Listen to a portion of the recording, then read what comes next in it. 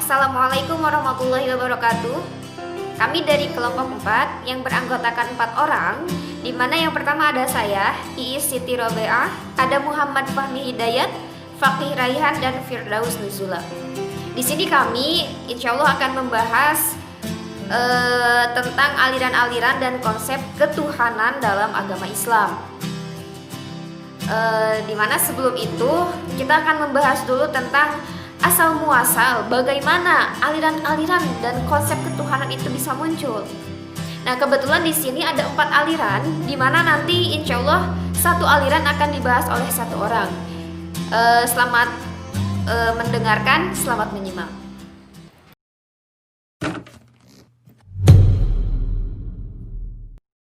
Oke, pertanyaan pertama, bagaimana aliran-aliran itu dapat muncul? Jadi gini,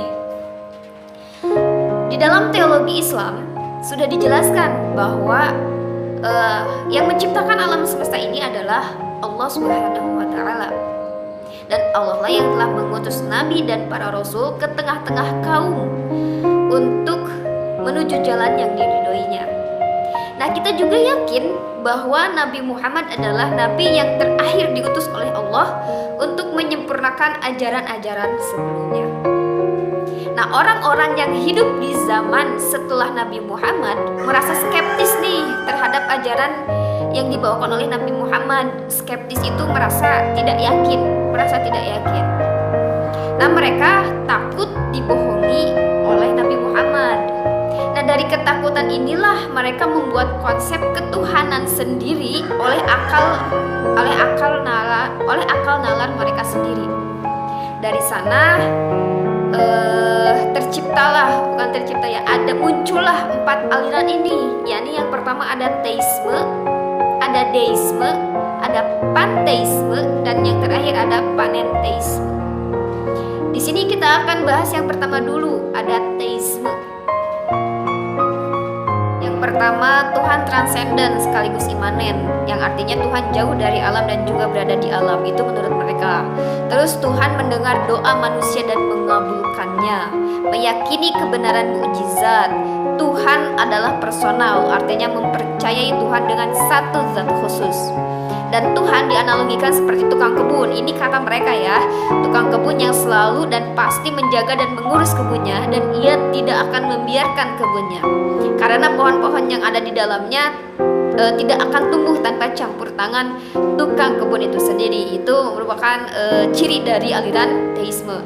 Adapun unsur positif, nah di sini ada unsur positifnya, di mana memiliki suatu realitas tertinggi sehingga moral teisme dapat diidentifikasi dan diusut asalnya, yaitu Tuhan. Berbeda dengan ateisme yang tidak memiliki kejelasan moral. Terus menawarkan sebuah landasan yang kokoh, yaitu dengan menegakkan sebuah moral universal, memposisikan manusia di posisi yang tertinggi sebagai makhluk ciptaan Tuhan yang paling sempurna. Yang terakhir, memiliki suatu tujuan tertinggi dalam hidup dengan mempertegas keberadaan manusia di muka bumi ini. Itu unsur positifnya. Nah, aliran teisme ini dikritik sama beberapa tokoh, diantaranya ada Freud dan Karl Marx, di mana Freud mengatakan bahwa agama tidak lain adalah imajinasi sekelompok orang tanpa apa yang diinginkannya di dunia, lalu mempersonifikasikan imajinasinya tersebut dengan sesuatu yang abstrak. Itu menurut Freud. Terus ada menurut Karl Marx, dia ini mewakili kelompok materialisme yang mengatakan bahwa agama tidak lain adalah tanda kelemahan untuk berlindung dari pihak-pihak yang dianggapnya kuat. Wow. Oke, itu merupakan kritik dari dua tokoh untuk aliran teisme ini. Selanjutnya akan dibahas oleh rekan-rekan yang lain.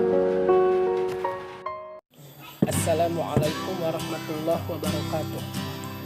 Nama saya Fakih Raihan dari kelas 3 DFI Makassar. Saya di sini akan menjelaskan mata kuliah filsafat tentang aliran deisme. Apa itu deisme? Deisme berasal dari bahasa Latin, yaitu Deus, yang berarti Tuhan. Jadi deisme merupakan kepercayaan filosofis yang menyatakan bahwa Tuhan ada sebagai suatu sebab pertama yang tidak bersebab, yang bertanggung jawab atas penciptaan alam semesta, kemudian tidak ikut campur dengan dunia yang diciptakannya. Jadi menurut deisme itu, setelah Tuhan menciptakan semua alam semesta ini, Tuhan itu tidur, istirahat. Itu menurut deisme. Jadi semua yang terjadi di alam semesta ini, bencana alam, longsor, pokoknya kejadian apapun di dunia ini, menurut deisme itu merupakan hukum alam yang memang ada, merupakan hukum alam. Jadi tidak ada ikut campur tangan Tuhan sama sekali. Deisme pun menolak wahyu ilahi sebagai tempat belajarnya agama. Deisme menolak mukjizat, nabi, menolak yang gaib-gaib yang terjadi di dunia ini. Karena menurut deisme itu, apa yang bisa dipikirkan oleh akal dan dijelaskan secara ilmiah, gak usah belajar dari wahyu ilahi itu. Itu kata deisme.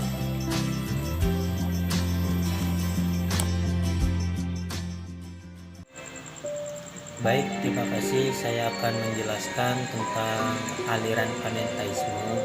Apa itu aliran panenteisme? Aliran panenteisme itu berasal dari bahasa Yunani. Yang pertama, kata pan yang artinya semua, yang kedua kata en yang artinya dalam, dan yang ketiga kata theos yang artinya Tuhan. Adapun isme itu yaitu aliran. Jika disatukan, panenteisme itu memiliki arti bahwa aliran yang menganggap bahwa semua itu ada dalam Tuhan. Aliran panenteisme ini tidak jauh berbeda dengan aliran panteisme. Kalau aliran panenteisme itu semua ada dalam Tuhan. Kalau aliran panteisme itu semua adalah Tuhan. Jadi memiliki arti yang berbeda, cuman hampir mirip artinya gitu.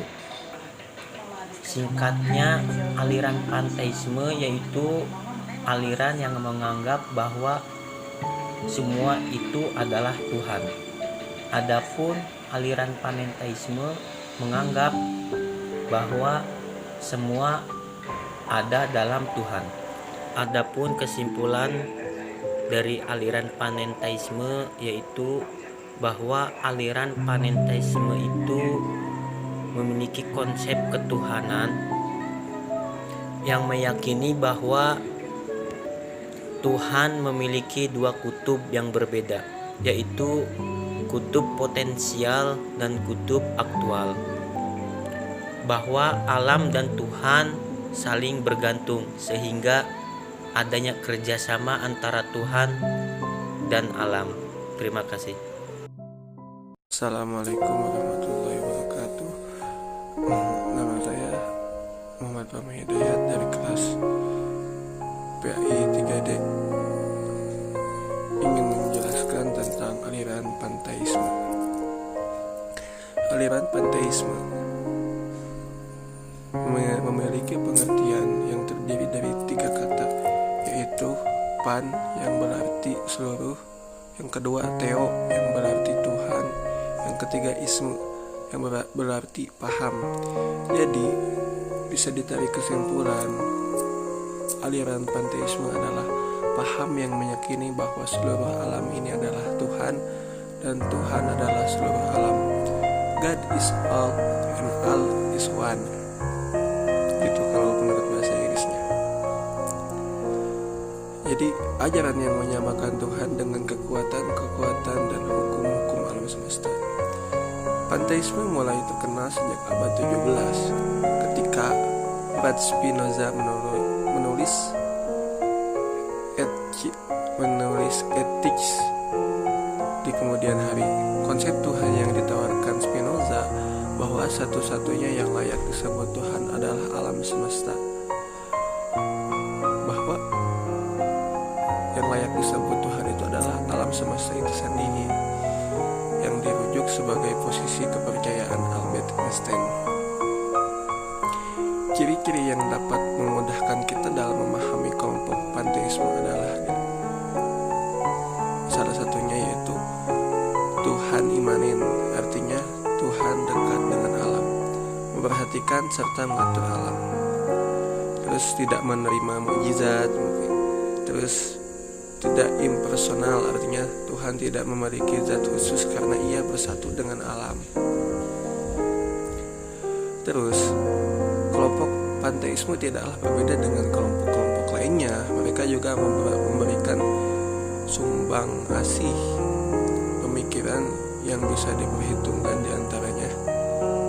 Panteisme diakui menyumbangkan sebuah pemikiran menyeluruh tentang sesuatu. Nah, ada juga kelemahan-kelemahan dari aliran panteisme ini. Salah satunya yaitu jika Tuhan adalah alam dan alam adalah Tuhan, maka